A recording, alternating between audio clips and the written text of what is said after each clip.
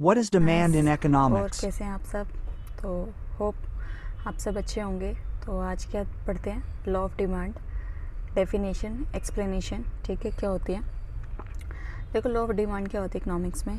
Demand usually आपको पता होगा, हम गुड एंड सर्विसेज की डिमांड करते हैं, ठीक है। लेकिन इकोनॉमिक्स में लॉ ऑफ डिमांड क्या कहता है, other things will remain constant या इक्वल, ठीक है। कांस्टेंट होनी चाहिए, मेन तो बात ये है, यहाँ पे इसको हम कांस्टेंट कर देना, ठीक है।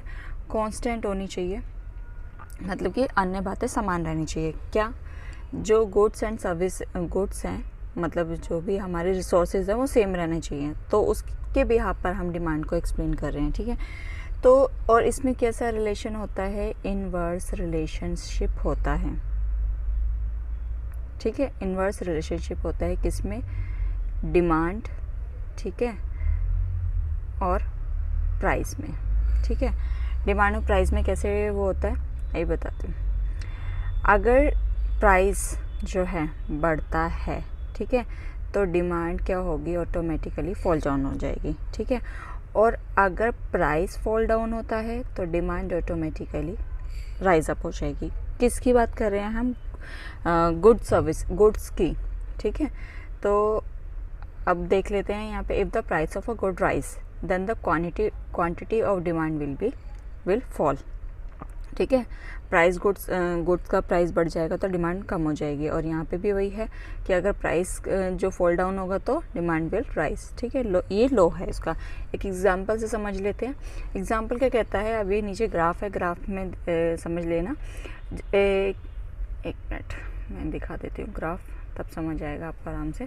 ये है ग्राफ, ग्राफ से समझ लेते हैं। एक एग्जांपल लिया हमने, यहाँ पे क्या है, ए पे क्या है हमारा प्राइस है, और बी पे क्या शो किया हुआ है, क्वांटिटी। अब क्या है हमारे पास, ए है, ठीक है। ये पॉइंट आप इसे ये ए है, ये बी है, ये सी है, ठीक है। अब ये ए पॉइंट है, ए का प्राइस ये है, तो क्वांटिटी मतलब हमारी डिमांड कितनी है, 40 यूनिट्स, मतलब 40 किसी जो भी है, हम टन्स ले रहे हैं, ठीक है। बी है, बी पे प्राइस क्या हो गया, कम हो गया, तो हमारी डिमांड ऑटोमेटिकली बढ़ गई, आगे शिफ्ट हो गया। फिर और कम हो गया, तो यहाँ पे हमारी ये डिमांड बढ़ गई, मतलब क्वांटिटी जो है बढ़ गई।